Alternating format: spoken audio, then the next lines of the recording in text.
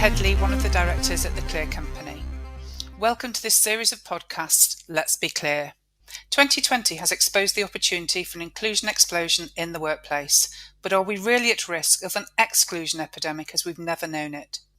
The Clear Company's team of consultants, specialists and our expert panel discuss and debate the realities of personal and professional life through the equality, diversity and inclusion lens.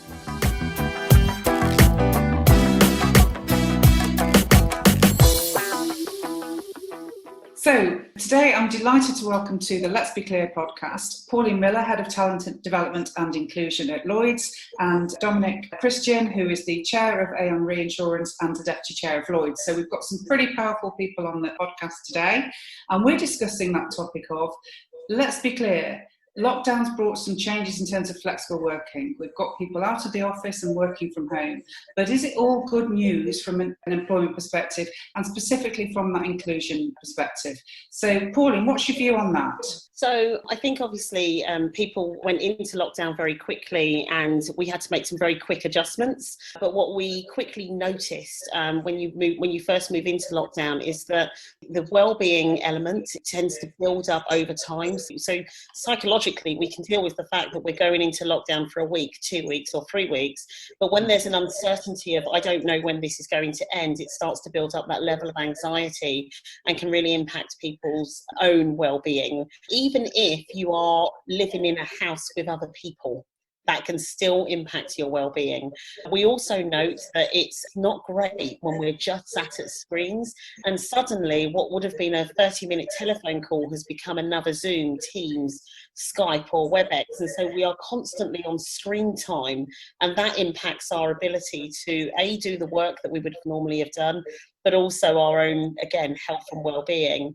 From an inclusion perspective, we've got to think more broadly about the impact of working in virtual environments on an ongoing basis and what that means for us. So I think those are the really big things that most organisations that we're starting to see, that really unpicked themselves. I mean, definitely. And I mean, it's that being stuck at your screen and the Amazon guy or woman knocks at the door and do you miss that parcel that you've been waiting for a week, or do you crack on with your Zoom? And the impacts it's had on, the whole ablution situation, let's not go there. Dom, I know that you've had quite a complicated period of lockdown in terms of domestic arrangements and some of it spent on your own. Are you able to share some of that with us? Yeah, I mean, I'd like to say that my family have been very happy with me on my own at times, which is slightly alarming. It's just been a nature of, trying to work and driving all a bit crazy with the sort of visual media tyranny that we all have to face. I think actually flexible working and working from home is now legitimised, and I don't think it was. I think before it was kind of like, are you really, or are you slightly, and actually now I would be really interested in how many people for how long do 5 days a week, in inverted commas, 8 hours a day, or whatever their normal kind of world is. So I think that's changed. But for me, it's been a bit complicated for lots of different reasons. But I think what happens, I think Paul is absolutely right. There's a sort of different phases of this, isn't it? A lot has to do with how long you're actually in lockdown, and which is a challenge to the future. So, I've gone from being bewildered, anxious, tired, resilient, engaged, excited, and now I think of myself as a recovering lockdowner. Because I don't, when I was first doing it, I was like reorganising, cutting my ties, doing strange things like reorganising the battery drawer, desperately looking for the Amazon post guy and all that sort of stuff. But now I'm sort of just, I'm much more back to me, I think, and recognising that I need to find a balance and help others find a balance between that social interaction that work can provide so beautifully and brilliantly, and actually a recognition that some of us are happier working at home, particularly in this set of circumstances. I mean, it's interesting, isn't it? Because all three of us have got very different circumstances. But you mentioned, Dom, before we came on live, that we've all of us got a very fortunate addition, which is a close family and supportive family around us, which does help. What has been the response for Lloyd's? What have you been able to do? And obviously, Dom, in your broader role across the market, to make sure that colleagues who perhaps haven't got that support around them have got access to people to talk to, people to commune with, that haven't got that advantage. And anything you can share with us on that? Well, I think a very good organisation like Lloyd's, and if I might say Aon, and no doubt a series of other companies in the market, and Pauline will talk about this, course, in a second, have the formal processes of well-being, and they've sort of advanced those in terms of connection, who you can get in touch with and so forth. But I think the really important thing is that those people you work with most closely are in touch with each other a lot, because they know you best. And so sensitive, immediate management, if that's the word, is really important. Constant conversation. You need to find reasons to call people beyond actually, the sort of the daily work. You need to call them just for sort of, you haven't spoken for a couple of days. Hey, what's going on? How you going? Etc. Etc. I think that's very important to people, and actually become even more acutely important, as I know we'll get to with things like BLM and so forth. I think in the last few months, where people have been having to face some very, very new subjects in some ways to some of us, not to others perhaps, but kind of thinking sensitively through those sort of issues. So for me, it's a constant kind of cultural pressure and desire to communicate, talk, chat, be together more. And I don't know that it needs to be Zoom. It's sorry, visual, by the way. It can be, but I think it just a voice is good. Just how you're doing means a lot. Those words, how are you doing, means so much more now than it ever did. Certainly at the corporate level, we initially started with wellbeing pulse surveys. So we started to understand, how people are experiencing, were they getting enough communication? Did they feel that their managers were being supportive enough? So really trying to understand that piece. We implemented the Headspace app. So I think then there are many other types of wellbeing style apps that you can put in place for your staff, some at very reasonable costs. Or reduced costs. We, across inclusion at Lloyd's, we have been running for more than a couple of years now our wellbeing champions, and they're across the market. They go on training. They have a whole day of training to really understand how they can signpost people to additional resources and support. So encouraging our wellbeing champions to put their green dog, it's our logo, onto the bottom of their emails, for example, so that they can still tell people virtually that they're there to support and help guide. And then in the market that we ran, so for our own staff, but also for market participants, a number of wellbeing webinars. And we ran virtual yoga, virtual mindfulness, as well as wellbeing apps on, managing children, and childcare and school care and work at the same time, and homeschooling. But informally within teams, we've done coffee chats, just pairing people up randomly and encouraging them to have a coffee chat, be that telephone or otherwise. And that's been really good from a department. I had my coffee chat with someone I hadn't been spoken to for weeks and weeks because we're not in the same team, to Dom's point. So I think that's a really good one as well. In that bit about how you're doing, you've also got to get the sort of intimacy of the conversation, you've got to say but you've got to tell your story as well. Yeah. And that way it's a joint kind of, thing, and you're sort of, sharing kind of friendship really. And I think it's, you need to do that rather than be seen as one of you some kind of counsellor. It's kind of, you sort of need to sort of try and have a balance to it. Now there's a role for counsel, of course, and that's perhaps for more professionals that, Lloyd's and Aon and organisations of our type have. But I do think it's just about being as personal as you feel you can be, without anyone feeling awkward. I think so. And also, it's not always about the positive stories, is it? So I think it's important to share. And I think we're getting much better at it. I mean, I've been doing, I'm working on a big audit at the moment. I've been interviewing some execs, and normally, that is quite a polished conversation, and we get down to some detail. But and you've both been through it, so you know what it feels like. But I've got, people talking about their mental health, at that executive level, and the impact that COVID's had on it very openly. I think we've one of the positives is we seem to have created a more open dialogue that it would be really helpful for us to maintain, and not just, it'd be so easy for it to just shut down again when some of the infrastructures go back in. Yeah, I must admit, my daughter was, I think you both know, that was suspected COVID for 8 days, 22, and thankfully didn't have it. But, the people I was working with were fantastic. I was doing a call with someone who's just started with us, who's 23, and I ended up talking about my daughter. It's kind of but she was brilliant. It's good, so it's that stuff, because people can be incredibly helpful to you. in these circumstances, you know. I think, it's like Pauline was saying before we came on air about the new people coming into employment now, graduates, apprentices, school leavers, be what they may, not developing that, ability to form relationships because it's not part of what we're doing, well, virtually, but not physically. I think it's a really important point, and it can be very isolating, and it also, I think, could also maybe the challenge we have about economic changes and differences and social mobility is that if you've got a family around you and you learn those social skills from your particular family or the people that are around you, then that's going to advantage you when you go back in the workplace. If you're a graduate that's going back and living on your own, or you're with a family that haven't worked corporately or whatever it might be, you're not getting that learning from anywhere else. So you come into the workplace then without that advantage. And Pauline, you were talking about that before we came on air. Have you any thoughts as to how we can, capture this? So I think there are a couple of pieces there. So as you mentioned, if you are a new entrant to the workplace and you haven't worked in, we work in office environments, but you haven't worked in that business-based environment, it's really difficult for you to understand at times, to be able to build up those connections and to really expand your breadth of business connections outside of the function that you're currently in. So that's a challenge, and we need to think about how we can rotate, whether it's new entrants into different teams outside of their traditional lines. I think, we also have to remember that many, certainly at the younger end, so emerging talent, they are living at home. I know we've all got, adult children living at home with us. They are living at home, which means they are likely to be working from a bedroom or a shared space. And that's a very different environment for some of those that are more experienced in their careers, who may be able to carve out different spaces in their homes, especially if they're homeowners. And I think, that's like, how do you then learn also? So many younger workers learn from sitting next to someone. They pick up by asking questions, those informal questions that you need to ask. I've just got a quick question, can I ask?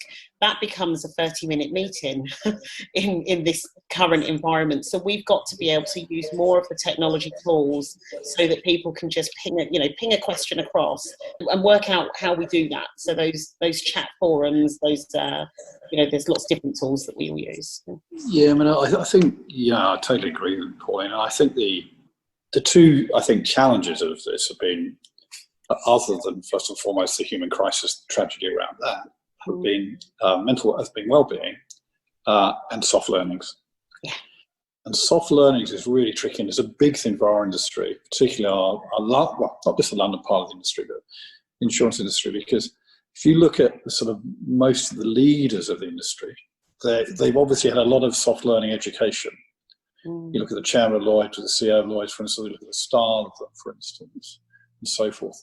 They've got a lot of ease around them. You sort of feel, well, actually, kind of, there's been an education in that, and both of them, of course, have, from their worlds, I think, picked that up very brilliantly. And it's true also for, quite a lot of the industry, actually. The other challenge is that, and I'm sorry to use the word Zoom, it's a bit unfair on Zoom, but just, I think you know what I'm saying, but those meetings just close. Whereas if we have a meeting and you're with younger people, they can forge you can forge a connection in that meeting, and perhaps towards the end of the meeting somehow find a way of connect. Hey, I'll get in touch with you. God, if you wouldn't mind. So you begin to build relationships, and it's far harder to do that when you've got these kind of meetings, because for the most part, the meetings are different generations, seniorities, and so forth. And if you're the younger person in that, how do you connect with that other younger person in that meeting and so forth? And the last bit I would say is that I know when I came to the city, I was a bit older than some. I was in my 20s, but I'd never worked with anyone other than a pub and as a road sweep, but I'd never worked with older people. Yeah. The older people I knew were my family. And that is, just something that you learn, and that's quite hard in this environment at the moment. Yeah. Just how do you have to be differential? How do you play someone who's Dominic Christian's age? Or do you have to at all? And it's sort of, so there's a lot of stuff that I think doesn't translate through the circumstance which we find ourselves in, if you're a young person. You know, Dom, let's add in there that extra layer of diversity, different cultures. Yeah, great point. Which is a really big piece in terms of, you know, we know that our current environment is not as diverse as we would like it to be. So as we really step up efforts to bring greater diversity in, if we're working remotely, we've got to be able to work that through as well. Yeah, spot on. You mentioned, Dom. I think it was just before we came on air that we've had a lot to deal with during this lockdown period. COVID-19 being part of that. The impact on mental health, people losing loved ones, all of the things we're talking about now in terms of isolation, and the impact that has on different cultures, people who are from the LGBTQ plus background, and people who come out at home and not come out at work, and all of this complexity that's in this mix.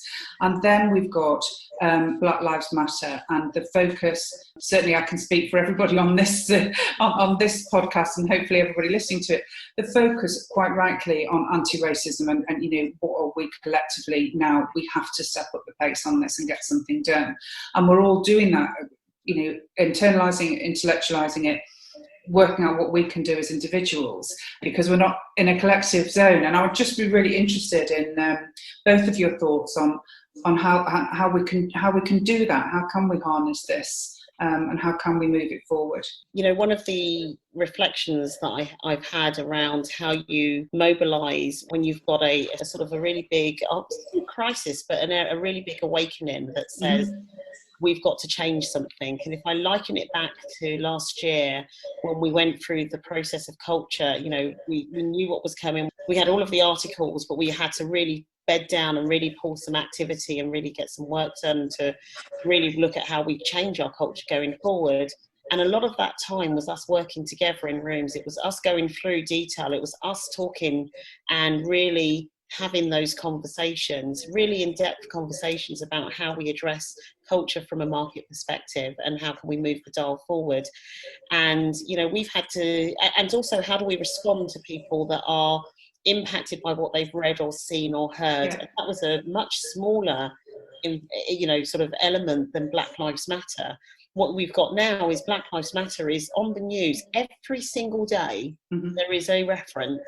There is new research now coming through about education, about our teaching staff, whether it's, the NHS workers. It's constant. So we can't not have the conversation, but because we are not we're not in the same environment, some people find it really hard to think about how do I start a conversation in a virtual meeting like this when it's not something that I really understand. And I've not gone off and read any of the literature either, which they can do, but it's a really tough one to start the dialogue, even harder because it's more complex. But you know what, actually and also the other part of that is how do you then break away from the complexity and think about how do you break out, if we're saying that it's structural and it's systematic, how do you unpick that in a virtual world? It's challenging, but not impossible. So I think we've got to recognise that it's challenging, and the protests may die down, they'll come back again, because unless we fix it, it will come back. Yeah. And it's for us as organisations not to forget that we have to keep that pace moving. It's not we can fix this in a month. It took hundreds of years to get to where we are now. And it's going to take a good effort and a number of years, more years than we would like to think, to unpick it all. Yeah, I am. I think I'm very fortunate in some ways, because I come from a very liberal, open sort of background and lived abroad, lived in Africa and that sort of stuff. And so I sort of have had an interest in this subject, but you do need people to help educate you. And I'd be very lucky because Pauline helped educate me, did she? But no, on many subjects, but this is certainly one where she's really helped me sort of shape my thinking. And there's a couple of people in my office who have Mary Larde, Dominic, and they really helped me understand a little bit more. And so what we did, and I'm very proud of this, so sorry to say this, is 38% of our early careers program joiners were from a black, brown, Asian minority ethnic background last year. Why? But we were lucky because we had a couple of people who were prepared from those communities, prepared to stand up and actually kind of take the discussions forward internally for us. And then we had a couple of my boss and a couple of others who were very, very enthused by that, because we felt not only were we doing the right thing, but we would have a competitive advantage by actually getting to communities that others weren't. So all good. That stated, I think the two things that have come across to me most are on the subject, actually, Pauline and I haven't had a chance to discuss this one with you. So one, we've been doing a colleague listening program, which actually, fun enough, through these circumstances may be better than in the office. Meetings are generally better, of course, but where we've had people from various types of backgrounds, communities, and people like me just listen. So I'm not allowed to speak, which I imagine is awful for me. But the actual kind of the actual so, which is great. So, but actually, what I am learning is some of the horrors that still go on, which I have very naively kind of thought, oh no, we're through some of this, that, and that. No, we've got a long, long way to go, as Pauline saying. But the other thing I found very interesting, which was pointed to me yesterday by my colleagues, and I went on one of the Black Lives marches, one of the early ones I was in Trafalgar Square, and took a knee and all that stuff. By the way, so no trouble whatsoever. But there was one thing that struck me, and it wasn't about a number of white people there or not. There were very, very few people between 40 and 50. Mm. And what was being said to me yesterday by my colleagues, and we often talk, when we talk about inclusion, we talk about that squeeze middle. Yeah.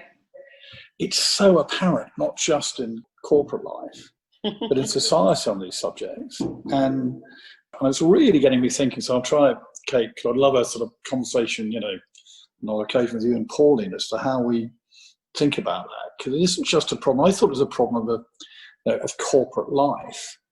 No. I think it's much more than that, the more I now begin to think about it. So really, why is that? It's so interesting you should say that, because we've been having the same, I'm sure you guys are the same, is that we've been having more family conversations than we've probably ever had in our lives. We're talking about deep and rich and meaningful subjects, this most definitely being one of them, and that's come up with us a lot. My husband and I are both in our 50s, and we've got close friends and contemporaries who are like-minded and think like us, but we've got a lot of people of our age group, of our generation, who just don't get this stuff. It's completely different. Whereas Jessica, our daughter, as in her early 20s, her generation absolutely gets it. They're dropping people off Facebook. They're saying, I'm not, if that's what you're saying, I'm not interested, I'm not going there, I'm moving on, we're moving the dial. And then you've got the older generation as well, who I think are finding it really difficult. And some people we're finding very open to discussion. Some people are just, it's rocking too much of 70 or 80 years of their supposed existence for it to be safe enough emotionally to go there. And that we've got to make it safe to go there, else we won't connect with those generations. There is definitely a generational thing, and I don't know whether that's about, we will have the conversation outside of here, and then we'll do another podcast so listeners you can hear the results, because it's got to be something about economic cycles again. So that'd be interesting to get your insight in, Dom, in terms of what was happening in education in those periods, what was happening in society in those periods, what was happening economically in those periods will have had an impact on what, because it's the nature and nurture thing, the produce of different decades does vary. Absolutely. Yeah, no, you're right. I think that, we always, there's this element of saying that the next generation is going to change things for us. But I do truly think when you look at across so many more issues, and these are more personally, so in corporate life, I remember, the millennials are going to come in and change flexible working. They didn't. Mm-hmm. They assumed the behaviour of what was in the organisations that they joined. Yeah. But this is not about the organisations that they work for. This is about injustice that they feel is not right. Yeah. Be that through race, or be that through the environment, or otherwise. And they are building a very different view of what they see as acceptable. And actually, if this crisis has shown us anything, and I see this with my daughter, she graduated last year, and obviously we've gone straight into a COVID period. So where do you find your first graduate role? Sure. What she's done is she set herself up and doing her own business. And actually, will she even be interested in going into the working environment now? Because actually she can manage doing what she's doing, building up a client base of her own business. So, and this is the period now where people are going away and reflecting around what they want longer term. Great comment about being more entrepreneurial. I think that's a really interesting thing your daughter's doing, because I guess that's going to be the corporatised competition, isn't it? It is. Yeah, now you say it. Yeah. Well, it's interesting because it has been for a long time, but increasingly so, isn't it? But I mean, Yeah, I remember reading, true. Yeah. there was a figure at one point that 2/3 of SMEs in the UK, entrepreneurial businesses in the UK, were run by women. And when you delved into that, why were they running their own business? Because actually they felt more able to be an entrepreneur. I mean, I'm one of them, obviously. Corporate life, I was just a pain. I was that thorn. I was much better on the outside advising in, and I worked for some big ones, as you both know, that didn't go well. No, unemployable, I think is a good term. But anyway, we've got loads more to say. So you survived. I think we'll need to revisit and regroup for our listeners. But in the interest of...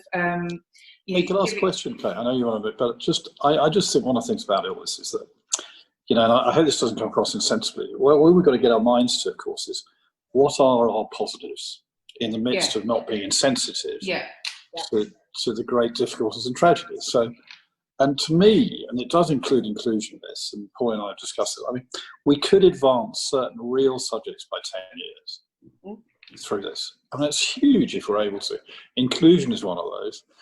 Hopefully, green economy is one of those. However, I think health has to be one of those. So there could be some really good things that come out of it, Yeah, I think you're right. Absolutely agree, and it's nice to end on a positive. Pauline, what would your message to our listeners be? I think I would finish off by saying that, there are two sides. So one is that in order to ensure that we encourage greater inclusion, that we play that extra lens on the basis that we know that actually you'll be interviewing by video now. So let's make sure that those biases that we've worked so hard to reduce don't creep back in. So there are really good opportunities for us to make sure that we leverage this virtual space that creates and makes it more accessible for people, but make sure we don't unpick, and that we actually take the opportunity to think about what does a new blended working environment look like. So actually, to make sure we can make it to the bathroom, we should be finishing our meetings within 45 minutes. So how do we make sure that we can work in a way that is the best for everyone, recognising that it's not just about young children being at home, we know that.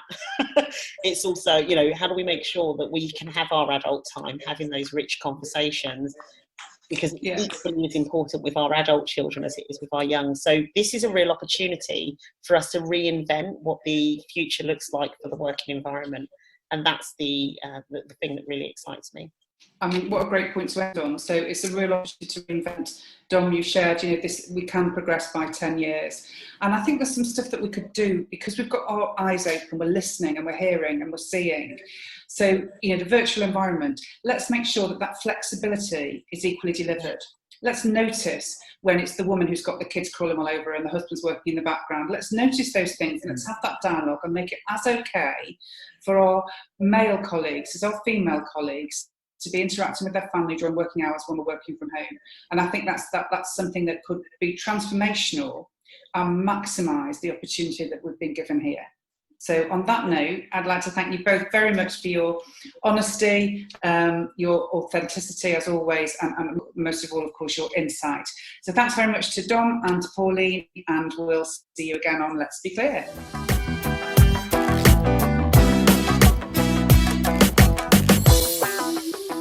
Thank you for joining us on Let's Be Clear. Follow us on social media and subscribe to make sure you never miss a conversation. If you would like to discuss anything mentioned in this podcast further, please contact Let's Be Clear at theclearcompany.co.uk. Accessible versions of this podcast can be found on the Clear Company YouTube channel. See you next time, and thanks for joining us.